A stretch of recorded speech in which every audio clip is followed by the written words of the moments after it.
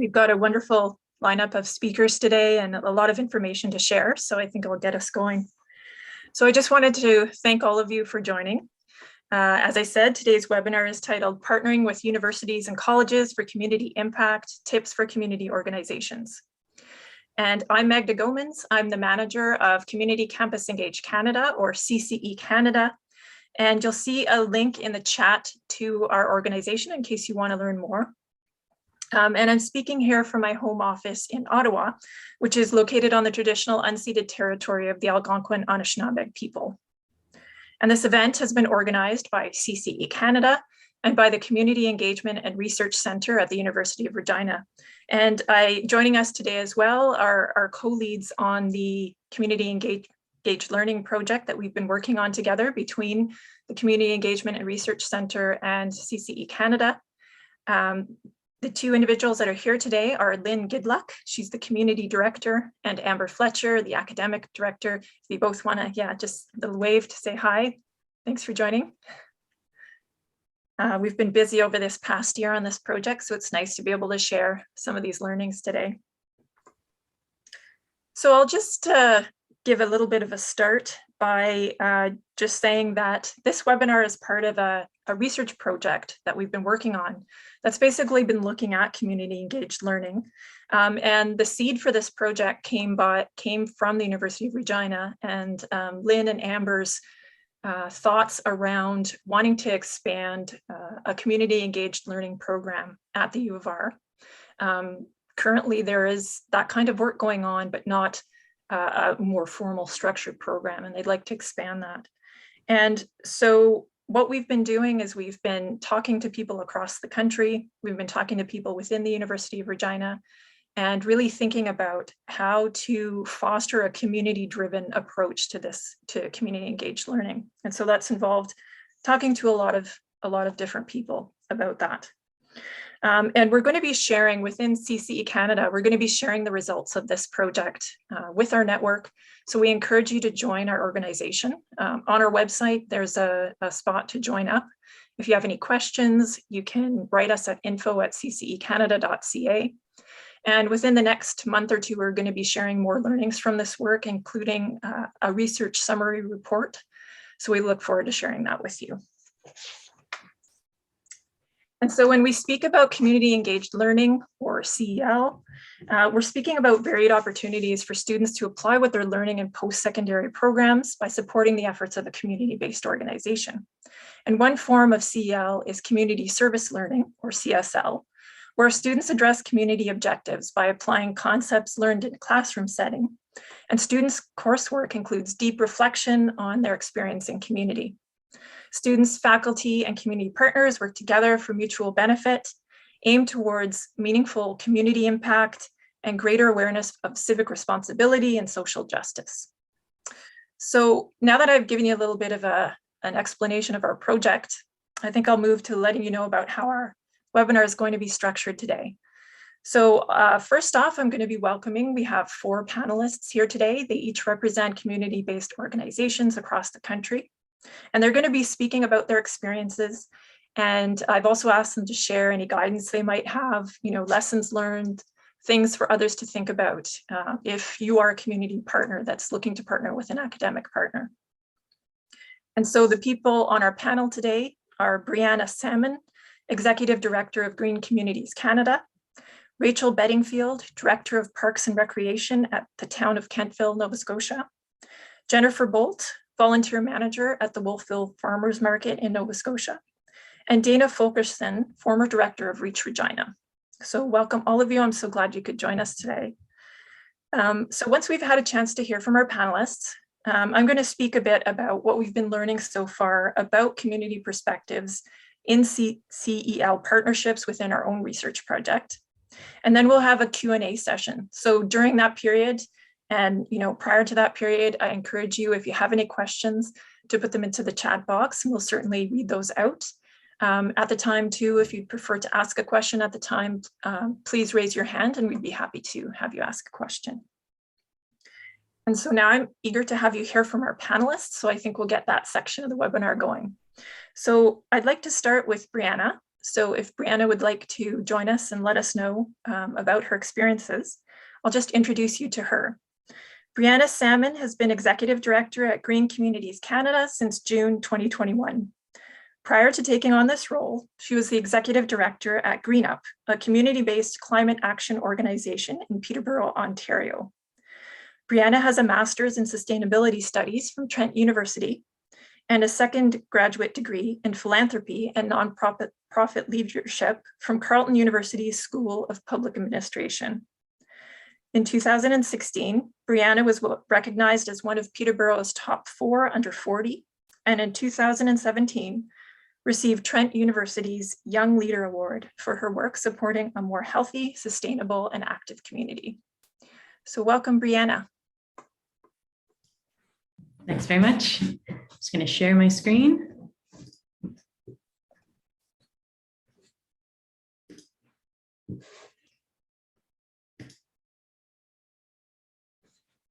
There we go. Is it appearing okay for you? Great. So yeah, as Nida mentioned, I'm the Executive Director of Green Communities Canada. Green Communities Canada is an environmental organization that has a national focus, and we support local community-based climate action groups to take action in their communities. So we recognize that communities are on the front lines of climate change, and that often they experience skill and resource deficits that prevent them from taking or sustaining action. And so our real focus is to provide resources, expertise, and funding to community organizations to enable them to sustain their work on the ground and to take action where it's needed. GreenUp, who I'll talk about a little bit today, is a Green Community Canada member organization, and they're located in Peterborough, which is where I'm joining from today, the traditional territory of the Mississauga Anishinaabeg and lands covered by Treaty 20 and the Williams Treaties.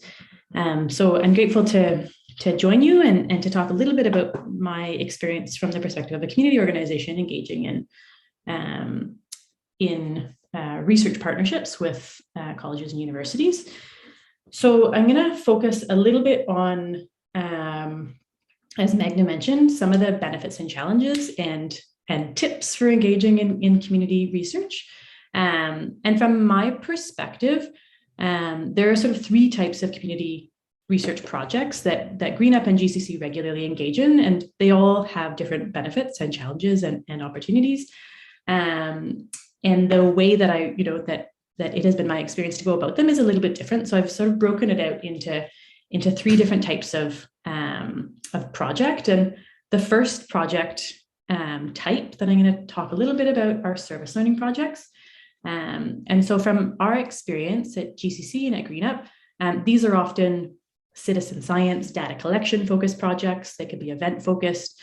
In these kinds of projects, we often engage large numbers of students. So like 50 to 100 students participating all at once. They tend to take place in really constrained time periods.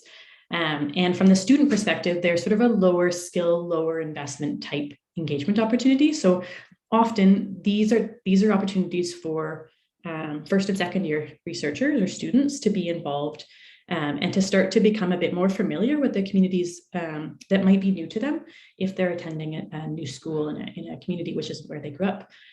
So an example of this that we undertook at GreenUp is annual bicycle and pedestrian counts. So every year we would engage 60 to 90 students over the course of a couple of days to help us count cyclists, and not just the number of cyclists, but attributes that help us to understand who's cycling and who's not cycling, and what kinds of facilities people are preferring and specific demographics are using. So it really, from GreenUp and the city of Peterborough's perspective, allowed us the opportunity to start to collect really high quality longitudinal data that enables municipal planners and community organizations like GreenUp to understand what some of the challenges are with respect to a sort of a key issue, which is active transportation, and to make sure that that's grounded and informed in observed local patterns, so that we're not just making assumptions based on planning best practices or outcomes from other cities, that we're really understanding what's happening on the ground in our community, and we're doing that through local data collection. So these kinds of projects are great from the community organization, from my perspective, the community-based organization, because they provide a vital infusion of capacity. So a service learning project, can bring a whole group of students together. It can help us to collect really vital data, and it gives us capacity that we otherwise, as a community organization, Greenup is even sort of a larger community organization. We have about 25 staff. GCC is about the same size. We would never have the capacity to do this otherwise. So it's really a unique opportunity from the perspective of the community organization, because it does allow you to do something that's a little bit bigger in scope than you would potentially be able to do otherwise. And it doesn't require the same investment of capacity that it would if you were to be doing that with volunteers that you were, engaging on your own. So the university's structure really provides an opportunity to access students and to engage them in this type of experience. I think some of the challenges, from my perspective at least, are that the student experience isn't necessarily as rich as it is with lots of other research opportunities. Students are often new to the project. It's a very short period of time.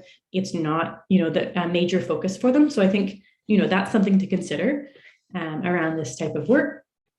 And also, because it is engaging a large number of people over a short period of time without a lot of lead and preparation, there are lots of supports that are needed and lots of advanced planning.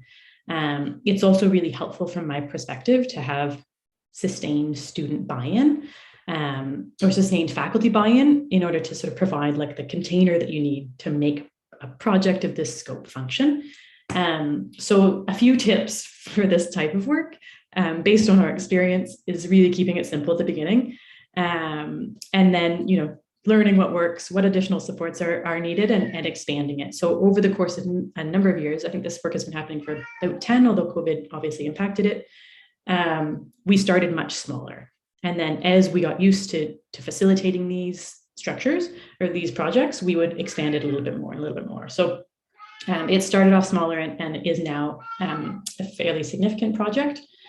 Another thing, depending on the service learning opportunity, is that students are going to have sort of unique logistical challenges. Lots of students are located, in the case of the work that we do with this type of service learning project, they're located on campus. They don't necessarily have access to transportation. They're unfamiliar with the community. So we would have to take all of those types of logistical considerations. We'd have to address those in our planning and make sure that we were really supporting the students and being able to fully participate. We would engage students. Another example of this type of project is like a water festival, and we would provide transportation in that case. So really trying to make sure we sort of identify what are the challenges or stressors for students that might be a barrier to their participation or make their participation sort of unnecessarily anxiety inducing, and how can we sort of address them and make this a positive experience. One of the other things I think is important is you want these experiences to be valuable for everybody, is especially if it's sort of like a single intervention where they're collecting data or supporting short-term research, that you help them to understand, both the students and the faculty, the bigger picture. So like, why is this, although this might not feel really exciting, why is it important? How is it contributing to community improvement? And that you provide some follow-up with the projects and the outcomes. So we would often engage, my cat's yelling in the background.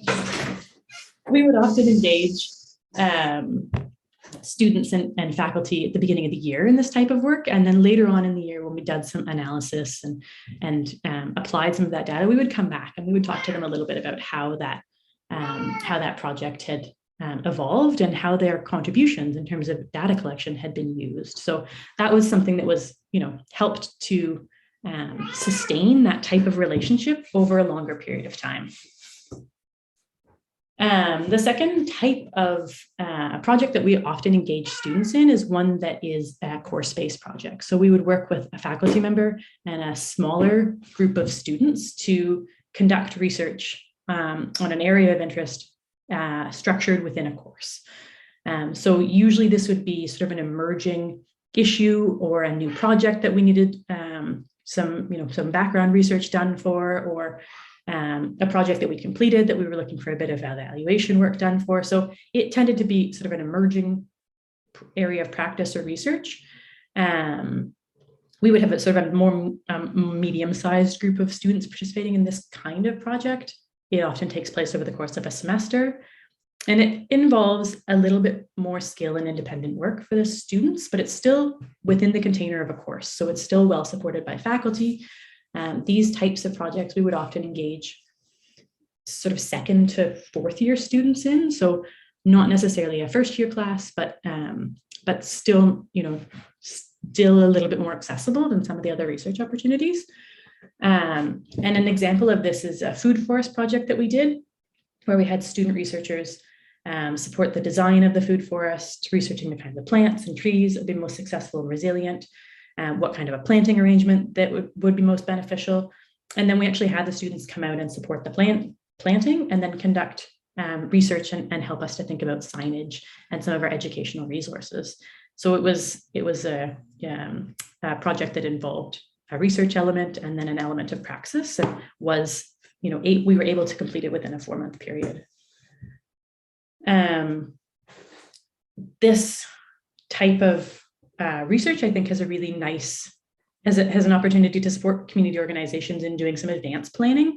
I know for GreenUp and GCC, we rely a lot on grant-based funding. So it means that we don't often have the resources to get started on a project before it's funded. And then as soon as the funding is done, we don't necessarily have the resources to continue ongoing evaluation. So I think this type of project can really help to address and improve our projects on both ends. So if we have a project idea and we want to make sure that we have a good understanding of how to implement that, if it's funded, we can engage students in some of this sort of advanced planning and research work to make sure that we really understand the context and are prepared to take action in the most meaningful way if and when a project is funded.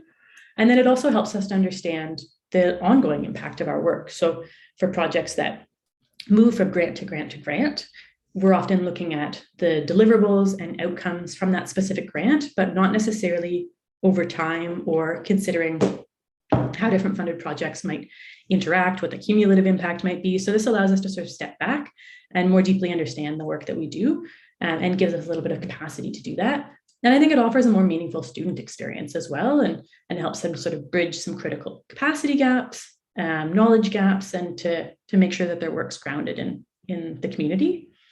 Some challenges with this type of work is it does still need to be fairly contained in scope. Faculty need to be knowledgeable about the work that you're doing, because although community organizations, in our case, we would go and we would often support the students initially, come back once or twice throughout the semester, and then often they would sort of present their work to us at the end. We're not there all the time to support them. So faculty really does need to have some knowledge of the project and to be able to provide some support day to day for the students. And it also requires that community organizations have some familiarity with the structure of the course, because often there's a requirement to structure the research so that it aligns with the other things that are happening in the course, and to make sure that the assignments and research proposals are sort of like consistent with the course outline and the level of study for the students. And so it requires on behalf of the organization a little bit of familiarity. And a few tips for this type of project. I think from my perspective, being open to diverse outputs, because you're engaging the students to do this work, and especially if they're working in groups, often the outputs will be really different. Some of them from your perspective might be more relevant than others, but really trying to find ways to connect the diverse outputs with the work that you're doing as a community organization, making sure that you accommodate for supporting staff, the classes and faculty throughout the project. It's been, in my experience, more successful where there has been the opportunity for some hands-on learning and direct student engagement. So that's been something that we've tried to prioritize. It also gets students off the campus and into the community, helps them become more familiar with the organization. And so it can be a nice relational activity. And then thinking a little bit about the course constraints and requirements, and recognizing that you're not going to have agency to influence all of those structures. So there may be a course that really aligns with your project, but it only happens in the winter semester, and the key outcome is a research paper. Like, there are going to be structures that it's helpful to understand and work within. And there needs to be some flexibility on behalf of the community organization to make sure that that sort of aligns with the academic goals of the course as well. And one of the other barriers that we found a fair amount within the organization is that it does require some familiarity in terms of the sort of language of the university to be able to articulate the project in academic terms so that the faculty member can think about how that can be included within the course outline, how the research assignment can be framed, and that type of sort of like boundary spanning role, somebody within the community organization that's sufficiently familiar with academic structures in order to be able to think a project through in those terms isn't always a really accessible thing. So we would have lots of staff within our organizations who would feel really comfortable with that. And then we would have staff that would absolutely not feel comfortable with that. And so really just sort of like recognizing that that's a learned skill and that it may not be something that everybody at your organization feels comfortable with is a helpful way to move forward, and trying to find the people that are comfortable with that and support some coaching and training within the organization. And then the third kind of project that we engage in more and more at GCC and at GreenUp is having an embedded researcher. And so this is somebody that is usually an upper year or graduate level student. They're involved in a project for multiple years. They're often funded to be involved in that project. And they have a really comprehensive research focus that's defined by the student and by the community organization. So an example of this is that GreenUp had a graduate researcher whose research was focused on one of our participatory planning projects, and that person was engaged full-time. It was the focus of their graduate thesis. The thesis research and dissertation was co-defined by the researcher and their faculty member and the community organization, and they were supported through a Share Cure grant. We've also supported researchers through MyTax grants, through other graduate student grants. MyTax is a common one. And just one moment.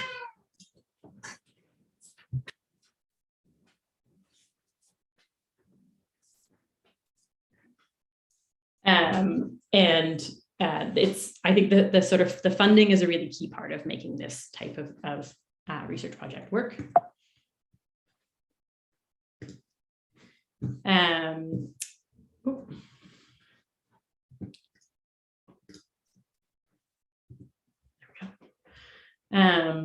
I think from my perspective, obviously this type of research engages far fewer students, but it can be among the most rich partnership strategies. We found that this type of research really contributes something that's quite unique to our projects and allows us to bring a level of rigor to our work that we don't always necessarily have the funding capacity or expertise to do otherwise.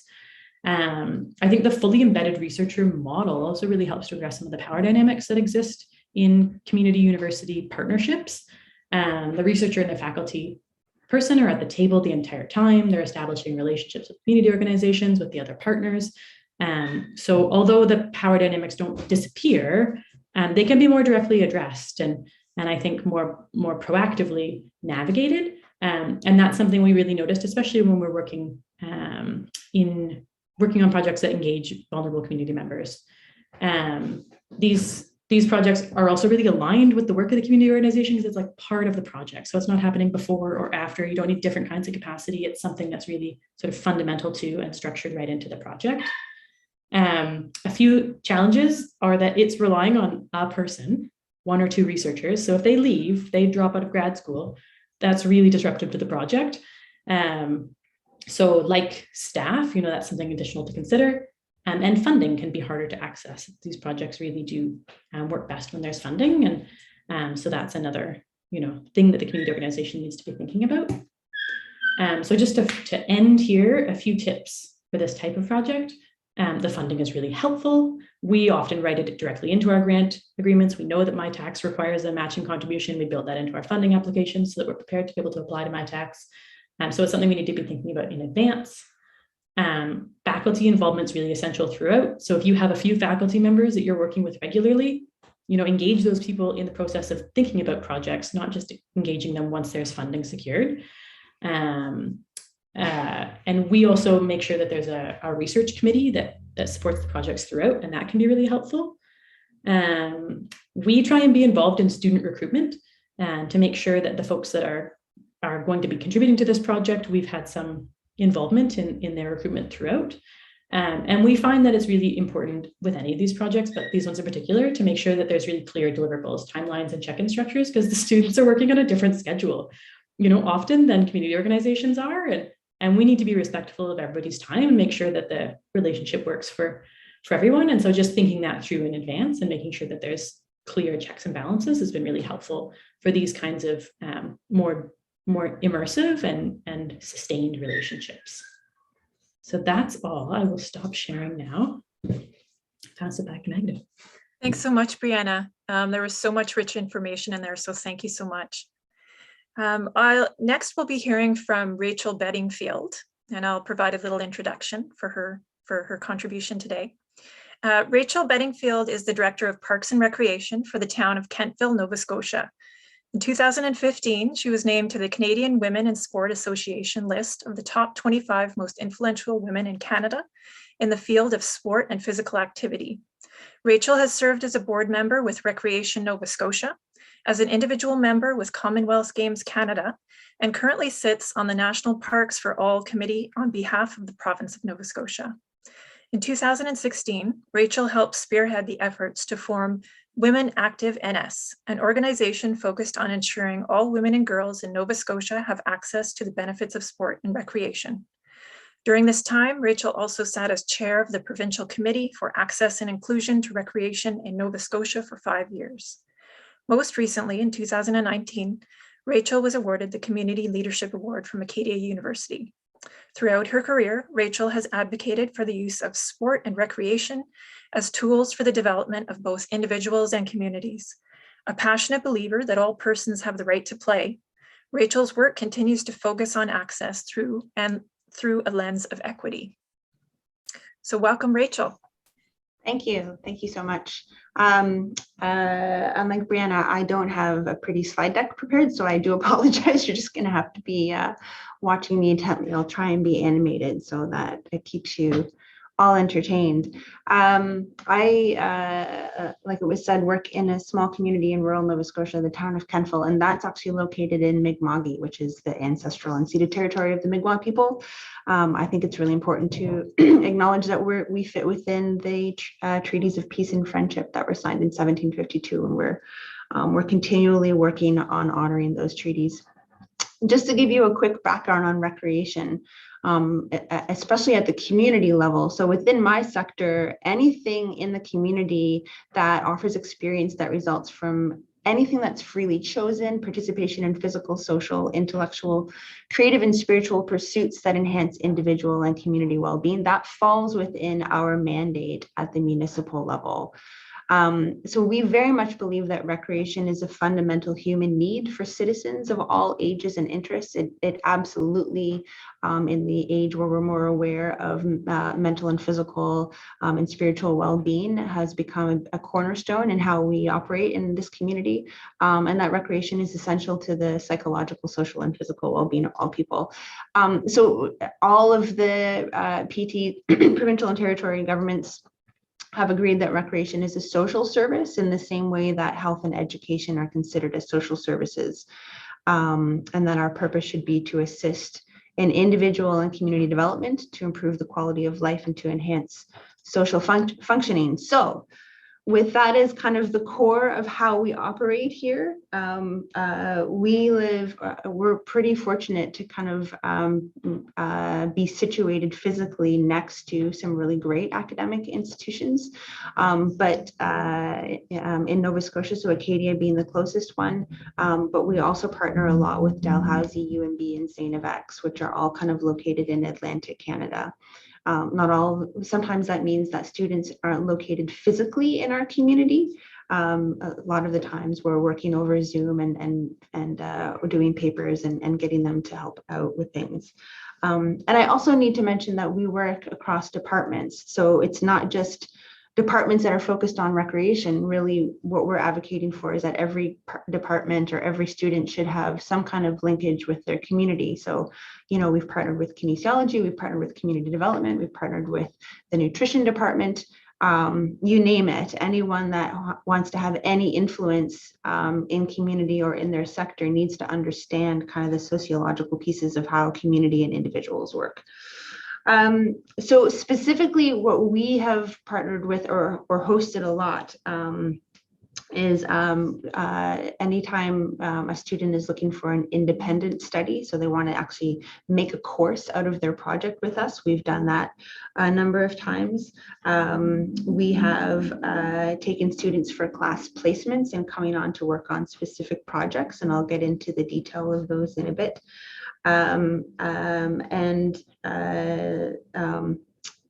Sorry, I'm just looking at my notes. We also hire a lot of students, and I'll talk about why that's really important to keep that relationship going, because we want to make sure that we have really good students that we hire.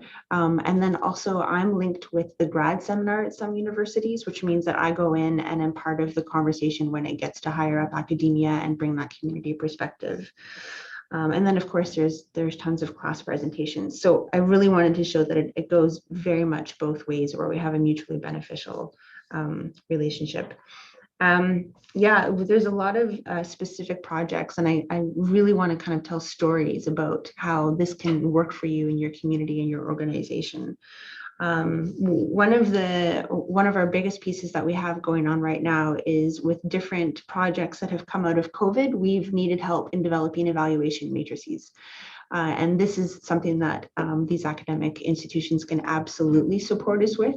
And then the next step is in carrying out the actual evaluation. So be it kind of pilot projects that we're doing or initiatives that have been implemented throughout the province, we've been able to pull on students in those various formats. So be it an independent study, be it a master's thesis that people have come together on, whatever that is. Often we'll say this is where we have a gap in terms of our data collection or projects or innovative pieces. And then we will reach out to the institutions to say, hey, does anybody have any students that would be willing to do this? Sometimes students reach out to us and say, we really want to do this placement with you, and we'll work through that.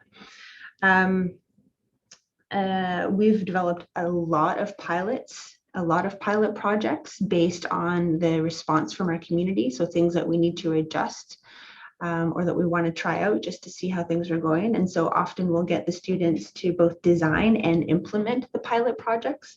And that often leads to program development and design as well.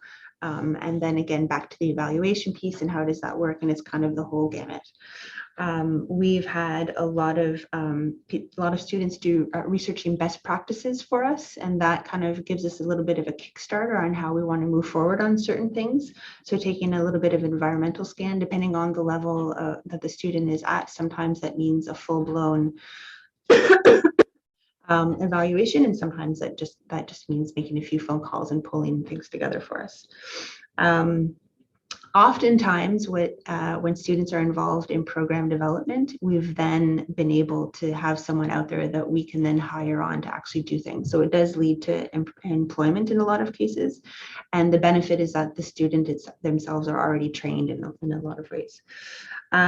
We've partnered with academic institutions on larger, bigger, broader questions and have gotten SHIRT grants in partnership with institutions and published papers in partnership with institutions, academic institutions, to kind of help us navigate some of the larger questions, like how can we align our work with poverty reduction or food security or all of those different pieces.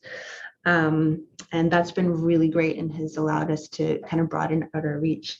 And then the other one that I wanted to point out that was that we often use students for is for stakeholder engagement. So even at first year level in university, sometimes we'll get entire classes. So the entire first year class will kind of come in for 2 days, settle into town, have conversations at coffee shops, at schools, playgrounds and parks, and just kind of get a gauge for where our community is at. If we have specific questions, they'll be hosting a lot of those learning conversations and then report back. We've also had students report to council. for us working in a government organization, then being able to work, present back to our counselors themselves so that they have an eye on what's happening in their community.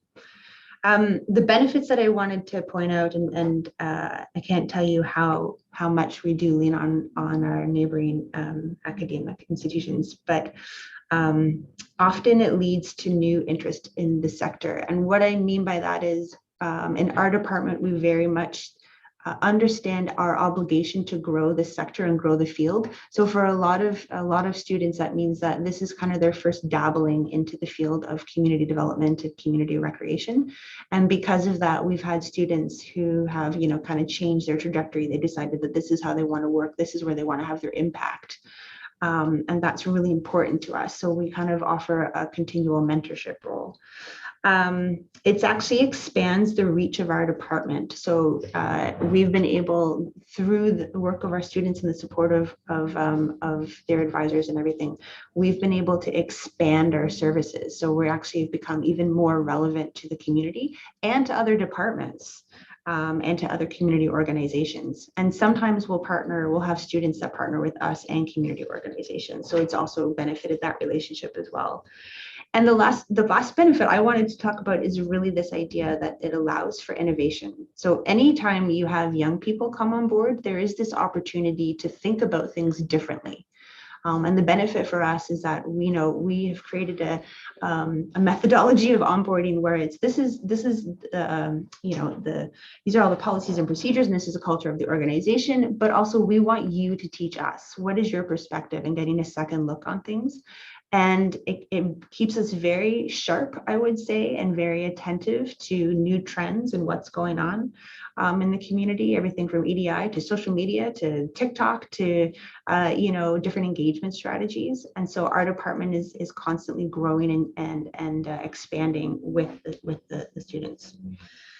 Some pieces of advice that we were asked to give is that I will, and it was mentioned previously, but we will not work with students unless it is mutually beneficial, which means that for a long time, I felt like we were taking and getting them to do the things that were really important to us and important to the community. But now part of our onboarding process is asking that student, what specific professional development skills do you want to get out of this? Where are your interests? And we try as much as possible to align that. And that I think does help with our track record of continually getting students to come back, or they pass it on to their friends and they'll reach out to us as well. But that's really important to us. So even when we hire staff in the summer, here's your specific job, but as a professional, as a young professional, what is it that we can do? So understanding our role as the commitment to the sector, and I mentioned this before, oftentimes for students, this is their first professional experience, kind of getting out into the great big scary world when you're working with undergrads especially. So even if it is through the school that we've signed this agreement that we want them to work with us, we will actually interview them. Sometimes we have so many students that want to work with us, we interview them just generally to kind of pare things down, but even having that interview experience and then going back and debriefing that, and this is what that would look like. So really developing the young professional and then also in the sector. And making clear expectations and outcomes, celebrating successes, and again, what was said by the last speaker, sometimes students come in at various stages of a project. We always make sure, especially when working with young people now, that they understand how this one piece adds to a larger project, adds to the meaningful movement of our department, that what they're doing does actually matter, even if it is counting kids that are walking to school, whatever that is. This is how that's gonna impact. And we also make a commitment that we will, keep them updated as things progress. Maybe they want to come back and be involved with it, but also to let them know that, this is how the work that you did is valued, and this is what we're doing with it. I just wanted to end by telling a story just really quickly about something that, I use this as an example all the time about the reach that we have. And I have so many stories like this, but in our in our town, we were contacted by the police unit here, the town police, and they contacted our department and said, hey, we know up the hill there is an apartment complex, and we know that there are people there that are struggling, but we can't reach out to them, and we think there's something going on there, but no one will make a call to us, and we think it's because of the relationship that at that point there was a lot of discussions around police and police defunding, and they looked to us, our department, for support. So we had 2 students who came and helped us out. And again, our focus is on recreation and happiness and play, at least on the surface. And so we had 2 students that went up there and met the school bus and brought a little tickle trunk of games and things. And they stood outside that apartment building for 2 hours and talked to the youth while they were throwing frisbees and playing ball. And parents came out and talked to them, and we gathered more information about how that community was doing, what they needed for support, what we could do to further support them. And they came back and wrote an entire report up, presented it to our department and the police, and those students, and then actually the pandemic hit, so we weren't even able to move forward because we couldn't have students for a little bit there. I just got a call the other day from the student who said that was one of the most impactful things that they had ever been a part of, knowing that they had connected to a whole different level. It's something that they could never achieve studying or reading books or writing papers, and being a part of that community. And it's still information that we use to this day when we're engaging with that area of town. So I can't express enough how valuable that connection has been for our department and for our community. That's it for me. So thanks so much, Rachel. And thank you for that story that you just shared at the end. That really illustrates the value of this work for students in such a meaningful way. So thank you for that. Now I'll move on to our next speaker. Jennifer Bolt is volunteer manager at the Wolfville Farmers Market. Jen has been involved in community campus partnerships from both sides. She has worked for 2 decades in the post-secondary world at George Brown College in Toronto and at Acadia University in Nova Scotia in academic leadership roles where community partnerships form the core of her work. Those partners included large corporations, funding agencies and foundations, and nonprofit organizations. Currently, Jen has 2 jobs with nonprofit agencies that regularly partner with universities and colleges. At the Wolfville Farmers Market, Jen is the volunteer and partnership manager, where she leads numerous projects on behalf of the market with Acadia University.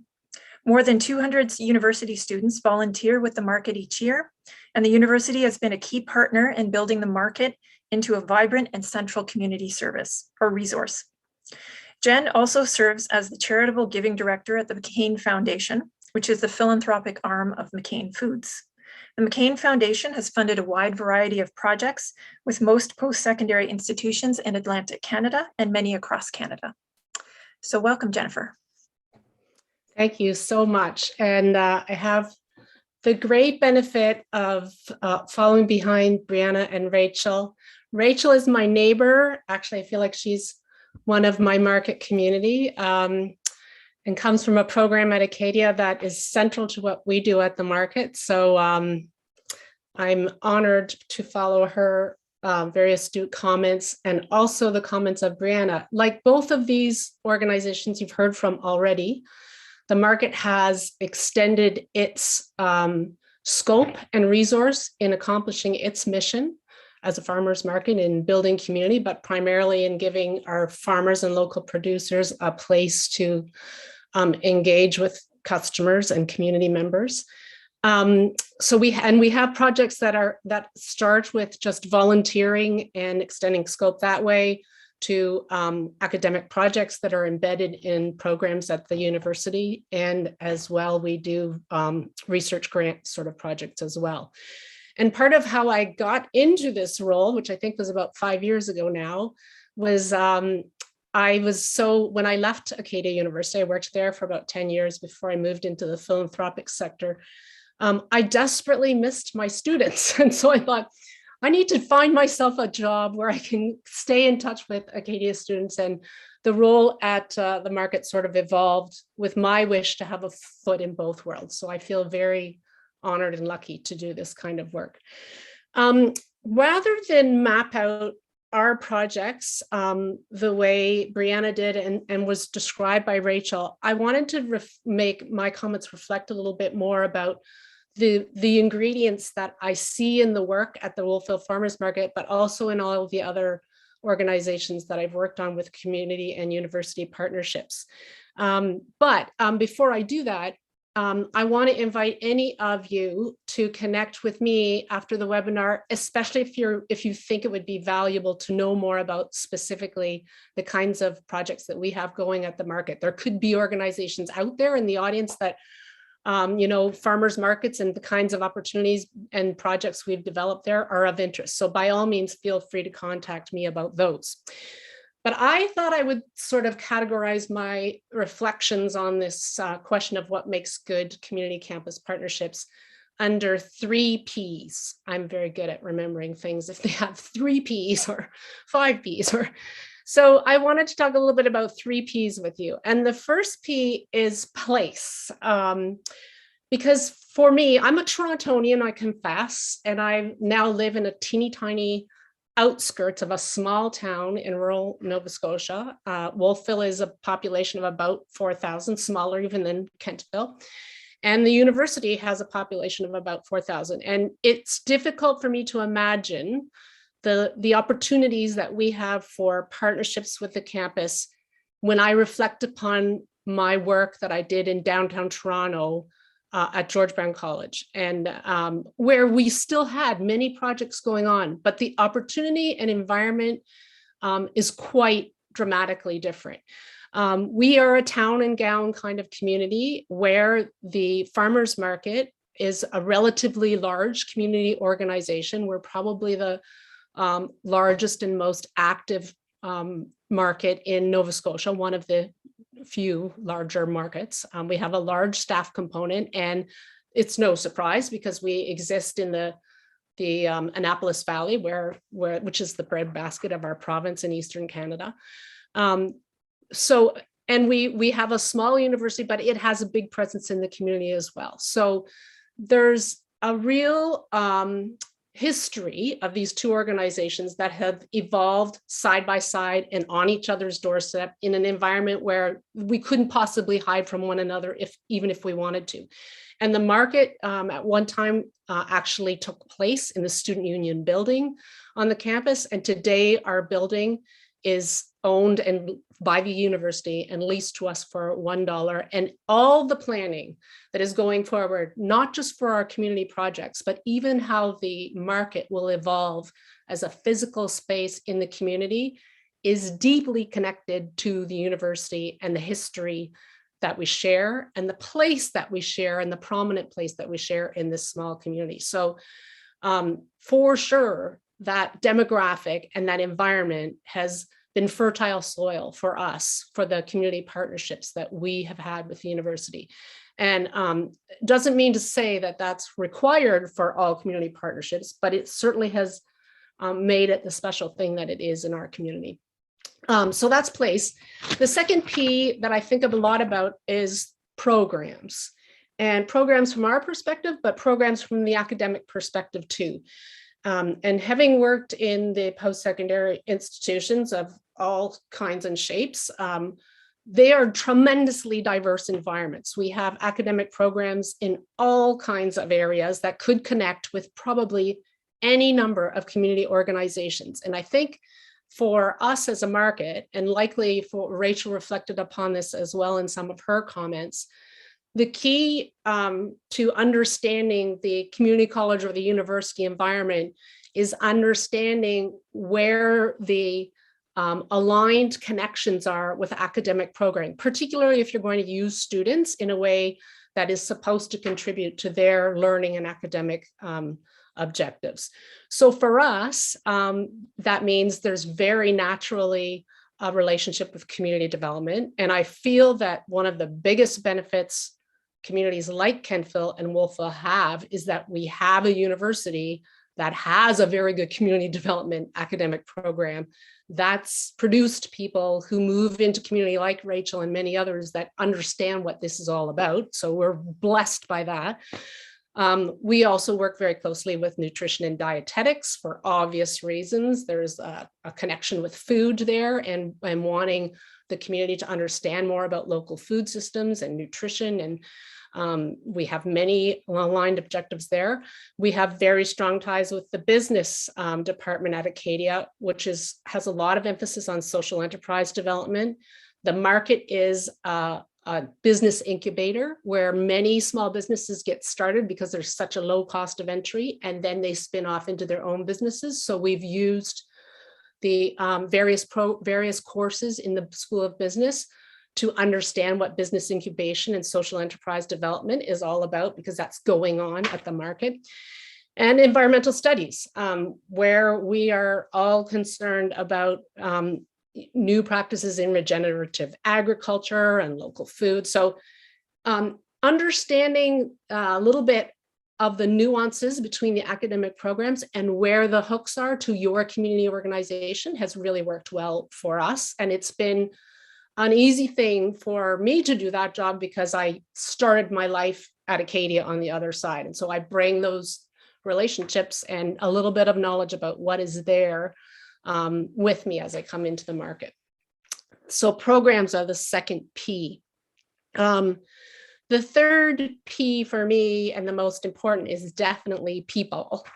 The projects we have worked and been effective because we have been very fortunate to have some champions in the university community that have stayed with us for the long term and helped evolve various initiatives to become something that is solid and ongoing, and that our community in the Wolfville Farmers Market understands the long-term benefit of. We used to be very interested and involved in pilot projects, and now we understand that what gives us longer-term value, we can't do 100 million pilot projects. What really gives us value is when a pilot project moves to the next stage and becomes something that's valuable for us on an ongoing basis. So that's only possible when you have some partners in both sides, I think, both the university and in the community organization, that are champions for whatever the partnership endeavor is and can give that personal passion and commitment to the work, to build trust with the two organizations, to build open and honest communication so that if things aren't going well, we can adjust accordingly. And that happens with a lot of personal effort and sweat equity. And just, I think, a true belief that this kind of work, which can be time consuming, is really of benefit. So people are always the most important thing at the end of the day for making things work, in my opinion. I wanted to add, in addition to the 3 Ps, I think one challenge for us that certainly in my work with the market has been a good learning experience. And it's the difference between mutually aligned benefits of partnership and distinct priorities. I think it's very easy for all of us to quickly understand and appreciate with our partner organizations, no matter what side you sit on, those things that are mutually beneficial. And in our world, supporting students in learning would be a very easily understood, positive, mutual benefit of pretty much anything we do. And you know, the learning can be different. It can be very academic, or it can be just learning about your community. But student learning is one of those motherhood good, mutually aligned benefits that our partnerships would always, would rally and bring us together. But the reason I think it's very important for us to distinguish between mutually aligned benefits and our distinct priorities is that if we don't understand why our organization is in this, aside from those mutually aligned benefits, then we can very easily spend our time and resources doing awesome things, but that don't fit our own critical mission. And I am like the most guilty person in the world of doing this, because I often because I came from that university world, I can easily find myself spending lots of time and resource in just supporting students for all the great reasons they deserve support, and forgetting that my primary objective as a market person is to grow the sales and business opportunities of our local farmers and our local producers and build community in the market environment and for the town. And while student learning is a wonderful thing, if I don't get that other priority objective met in my project, then my environment on the market side is going to see me spending a lot of time and resources on something that is not mission critical on my side. And it's been very, very helpful for me to work with people in the university who get that their job is to take care of their priority objective, which could be their academic course or the student learning, the experience of the student learning, or even a specific research grant, the objectives of that. And my job is to make sure that the market gets something valuable for my community out of it. And if we find ourselves venturing off those two priorities and doing something that's really wonderful and cool and great for the students, but not serving both distinct priorities, then we may be having scope creep or just veering off track in a way that's going to jeopardize that initiative in the long run. So I'm lucky because I have an executive director who knocks me on the head sometimes and says, Jennifer, that's a cool project, but you need to take care of our priorities first and foremost. And so that's been probably the biggest learning for me, especially when there's so many opportunities that can come in front of you that are all great things. But I think it's always helpful to be clear about our mutually distinct and important priorities, and that all the way through the process, we check back on that and reevaluate how we're both doing against that. So that's my opening comments for the market. Thank you so much, Jennifer. And I just wanted to note this hour is going far too fast. So we're happy to stay on for additional minutes. I just want to let everyone know that this event is being recorded. So if you have to step off at the top of the hour here, we are going to be sending the recording to everyone who's present. So I think what we'll do though is, rather than the Q&A session at the end or my summary, we are going to, please do feel free to put questions in the chat. We'll keep a record of the chat, and I'll send these questions out. I will send them out to our panelists. It's, and I welcome any feedback you might have from the questions we send out later. And if you're not available to answer those questions, we're happy to, within CCE Canada, get some answers for you if you're wondering anything. So I just wanted to now move to our next speaker.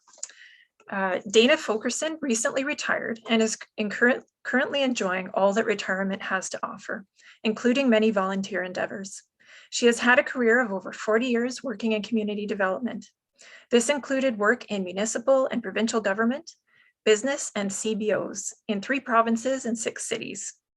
Her career has included working in community leisure services, therapeutic recreation, mental health, neighborhood planning, consulting, food security, and many other areas of community development.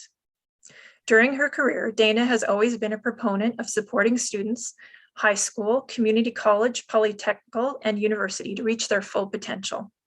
This support was provided through student placements, volunteer opportunities, projects, and research.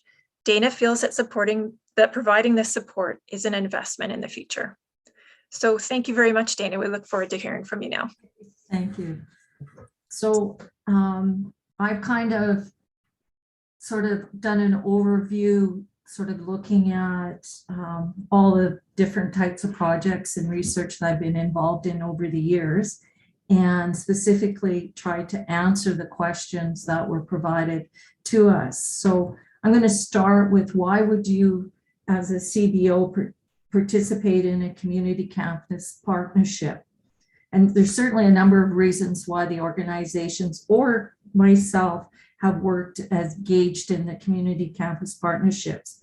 And as mentioned, the first and most important reason is the student. I firmly believe that providing these real life opportunities for the student is building a better community. Through investing in experiences for the students that not only better their abilities, but help improve the community and give them a better understanding of the issues and challenges and give them practical skills to apply their learning. Secondly, students bring a different and a new perspective. And I know the other speakers have talked about that. They bring an energy to the workplace beyond what the project or the research is. They ask questions, they point out things they see, they make suggestions, and they provide ideas and new views. I always found this valuable, and often there are things that we're doing when asked about with some thought, you realize you no longer need to be doing it, or maybe you should be doing it a different way. And until someone from the outside questions why, you have not thought about it. And sometimes, along with that, they're fresh ideas. I've also had students who were quite clueless about our organization or what we did or what was even happening in the community. But I did not take that as a negative, but rather that we had more work to do in the community to better tell our story. And that was another project.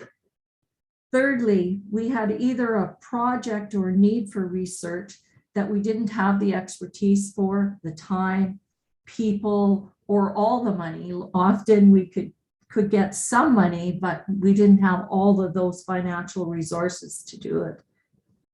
Over 40 years, I've worked with a number of educational institutes with research involving everything from hunger counts and child hunger data, senior data, viability studies for various programs or services, participant surveys, evaluations, business plans, marketing plans, new program development, etc. And I always ensured, and I think this is really important, and it's implied in it, and some of the speakers have said that, but I always ensured that someone, if it wasn't myself, was assigned to that student engaged learning endeavor, and that they had dedicated time, that staff person had dedicated time to work on that project, whether it was 2 hours a week or 10 hours a week, depending on the project. That it's really a key point that it takes time and it's an investment. The fourth, and this is as important as the third, was I was being approached by an educational institute with an idea. So it may not have been our idea, but being approached by an educational institute with a project or a research proposal, and with a request to explore that with them. I think you need to be really open to this. This was generally led by an instructor or a prof, and sometimes I've been directly approached by students. And unless it's for a student placement, I don't recommend that you should always respond to when being approached by a student, and I'll talk about that later. The final reason that I would get involved in community learning, and I'm sure, and I know I heard it, is I'm totally selfish. I enjoy working with students. They bring life and enthusiasm to the workplace. Just working with them keeps you on your toes. I've learned lots and stayed much more current through my experiences with the students than if I had not been a part of those projects and research. That said, I'm a realist, and some students are definitely a challenge, and some you may even have to let go. However, my overall experience has been very positive and always has been a learning experience for myself. Part two I wanted to talk a little bit about was, how do you connect with an academic partner? And everybody's talked about that. So I'm going to talk from my perspectives. And as mentioned, there is definitely a variety of ways to connect with academic partners. And as mentioned before, I've worked with universities, polytechnics, community colleges, technical institutes, and high schools. And one of the ways to connect is answering the call. Many of us are alumni of universities and colleges, and often they will put out a call. for student research projects. So it's simply, you know, answering the call. Another way is being approached by an academic partner and listening, really listening to what they're asking and just discussing the possibilities for your organization. Many of the organizations that I've worked for or led, I've recruited board members who were professors or instructors of the academic partners. And through those connections, either directly by them or through introductions to other professors or instructors, the connection was made. Community involvement. Everybody that's on this call probably takes that almost for granted, but you need to be involved either yourself directly or other staff, be involved in a variety of tables, discussion on community issues, and through those you will often make contact with academic partners, therefore getting to know the professors or instructors at those tables. One other way that I've had opportunity in all of the cities that I've worked in, as I have been a spokesman for United Way, and I've been able to connect with academic partners and other educational institutes through speaking engagements because of that. I talked about this before, but no, not quite the same way, but responding to the call of academic partners or institutions when they request you to speak to classes of students about your organization or the community issues and challenges we've been involved in. I took the time to do so, and that helped develop many, many partnerships. I've been asked to judge student presentations and participate in workshops, and although this all takes time, it is an investment, and it's how we can make those academic partner connections. Again, this is not for the faint of heart. Making the connections takes time and work, and this is all about developing relationships or people, and this is constant. You have to, this is ongoing. You have to keep doing it. Paul, next question was the positive or challenging experiences with the partnerships. And I've covered a number of the positives already, but you know, one of the biggest ones is another generation is aware of the community issues and the challenge in a more hands-on way. It's an investment in the future. Those students may be your next employee, board member, donor, or they may help someone in the community simply because they know your organization exists. The organizations that I've worked with and led have worked with multiple colleges and programs. Therefore, you know, one of the positives is that we've had business plans, marketing plans. We've done program changes due to evaluations and program participation surveys. And research, we've got research that we've used for grant applications and justification for the needs for what we were doing, all because of those academic partnerships.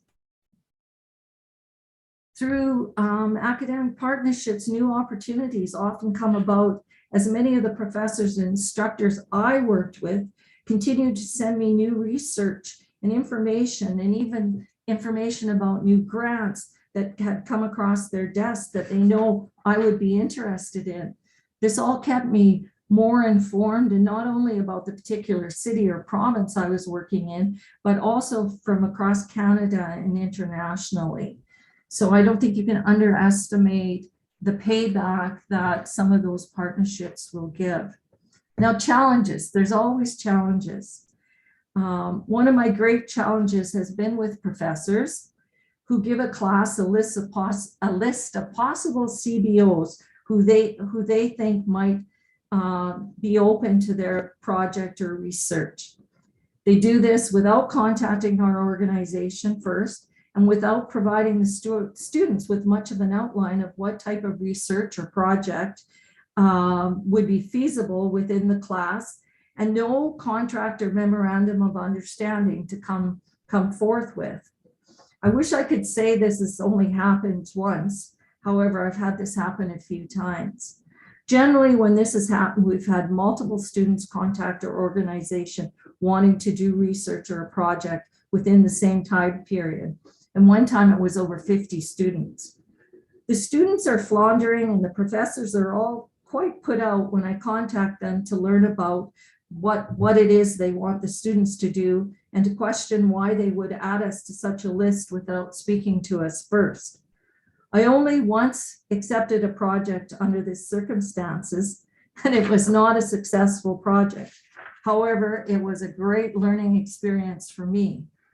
And what did I learn? Well, I'll discuss that in the next section. So the next section is advice. And of course, I'm retired now, and I can wear purple, and so I can give advice quite freely. But to me, one of the key pieces of advice is do your homework. Work with the academic partner to define the research or the project. This can take time, and often it should take place at least 3 to 6 months before the actual time frame, and in some cases, probably a year in advance. Your organizational wants and needs may need to be defined or changed depending on the limitations of the institution that you're working with, or the institution maybe needs to redefine their needs and challenges to meet the CBOs. Avoid acronyms and academic speak and industry speak. I moved from different levels of government to business to healthcare to CBOs, and we all have our own lingo and our own language and our own acronyms, and they often don't actually mean the same from one sector to the next. So define what you're saying in the simplest terms and make sure that you're all on the same page. Always have a contract or a memorandum of agreement. And I know this, everybody says that they do, but make sure, and I'm not talking about a legal speak or the general contract that the university or college needs, but a written down, clearly defined roles, who is doing what, when, what are the expectations, what are the outcomes, clearly define what the academic partner is going to do, what's the expectation of the student, what are they going to do, and the student should be also involved in this. What is the organization going to do? What kind of support are they going to provide? The time frames, all of that needs to be written down, and it needs to be agreed upon before you begin. And any problems I've had in any project or research has been because I either didn't do that, or I skipped a step, or I didn't spend enough time on that. And then I'll just finish up with some random pieces of advice. One is you need an out. Both the academic partner and the CBO. If a student is unable to fill their agreement, or if they are disruptive or inappropriate, you need to be willing to end the research project. And I've had to do that only twice in 4 years, and mostly for the sanity of my staff. Both times the individuals were not living up to the MOU. In one case, we didn't even have one, and in the other case, it wasn't very good. But both these students clearly never had an intent to do the research of the project in an appropriate manner. So they thought they were just doing another project, made up project, and believed that they could put something together hypothetically over a few days and submit it. In the meantime, they were getting in the way of staff getting their work done, and it was obvious they were not working on the research of the project as was initially thought. So I think it's always good to have that kind of upfront in the original memorandum of agreement, You probably never have to use it. I only ever had to use it twice in 40 years, but it's just good to have that out clause somewhere in there. The other is never forget your staff. It's good to stop periodically and have the discussion about with your staff over lunch or at a staff meeting, but more informally, you know, asking the questions. If we could have help with research to assist you in your job, what would you want? How would that help you with your job? Is there really something we need, or is there something better? You know, what could that be? Keep drilling deeper and having those discussions with your staff, because it's always good to have on the back burner ideas and projects and research ideas on hand, so that you can either approach an academic partner, or if you're approached by a partner or students, that you have that sort of repertoire there that you can kind of bring forward. Ask your academic partners what your CBO, or whether it's municipal government or whatever, might participate in that would enhance their student learning. Asking doesn't mean you're going to participate, but it might open up something you haven't thought of. And I guess my last piece is, don't be afraid to participate in academic partnerships, but do not do it unless you're committed to spend the time to make it a success. There's no such thing as an academic partnership that's not going to take any time on behalf of the CBOs. If it doesn't take time, it wasn't worth doing. And that's all that I have to say. Thanks so much, Dana. I really appreciated hearing what you had to say, and I really appreciated you know, your frank sort of concerns you're expressing about, you know, potential challenges. I think that's really valuable for, you know, particularly any community-based organizations that have never participated in these partnerships. So it gives them a good view as to, you know, the range of possibilities there and things to think about. So I really appreciate that. So I just wanted to say, as I mentioned earlier, I think rather than have our Q&A section as our time is moving forward here, we're going to invite all of you, if you want to submit a question in the chat in these remaining minutes, we are going to keep a record of that. And so we're happy to try and address those questions for you, and sending an email out to everyone who's attended here today or who has registered to address some of those. If you don't want to submit in the chat, you're welcome to write us at info@ccecanada.ca. We're always happy to answer your questions, so we can certainly address your questions that way as well. And so I just wanted to say this brings us to the end of the webinar, and I really wanted to thank Brianna, Rachel, Jen, and Dana. Incredible information, experiences, advice that you passed along. I know that many who have listened today and many that are going to look at the recording are going to really appreciate all that you've shared with us today. So thank you so much. And thanks to all of you for joining us today.